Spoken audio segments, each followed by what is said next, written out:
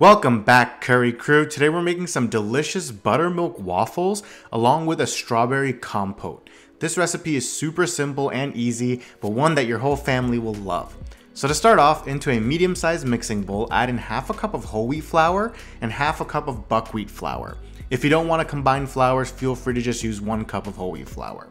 Then into this, we're going to add in half a tablespoon of baking powder, a 1/4 teaspoon of cinnamon, a 1/4 teaspoon of nutmeg, and a 1/4 teaspoon of cardamom powder.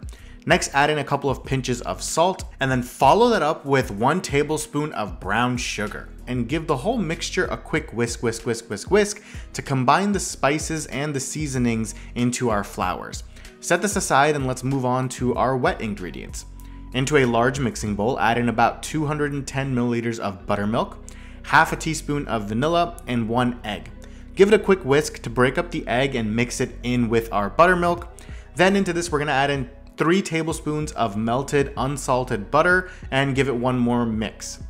Then we will slowly begin to incorporate our dry ingredients into our wet ingredients in small batches, mixing along the way. Once all of the dry ingredients have been added, we will then start adding in milk to combine our final batter together. We're gonna add in roughly about 1/3 to about half a cup of milk, or until our batter reaches the right consistency. It should not be runny or too watery, but it should flow off the whisk relatively easy instead of being too thick.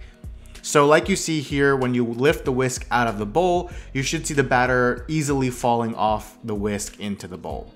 Once your batter is ready, pour about 1/3 or about 1/2 cup into a preheated waffle iron. It depends on the size of your waffle iron, but allow it to cook to your desired level of darkness or crispiness. Once your waffles are cooked, we can move on to our compote.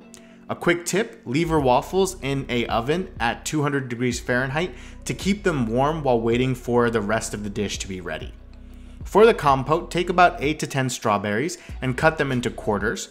Then into a saucepan, we're gonna add in our strawberries, a splash of water, squeeze in some lemon juice, roughly about 1 to 2 teaspoons, and then finally we're gonna add in a tablespoon of powdered sugar.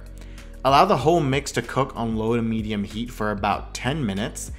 Once your strawberries are cooked and the sauce thickens up a bit, you can take it off the heat and we're pretty much ready to plate up our dish. So on top of our fresh and delicious buttermilk waffles, we can add our strawberry compote, and there you have it, guys. Our delicious breakfast is ready for us to dig into and enjoy.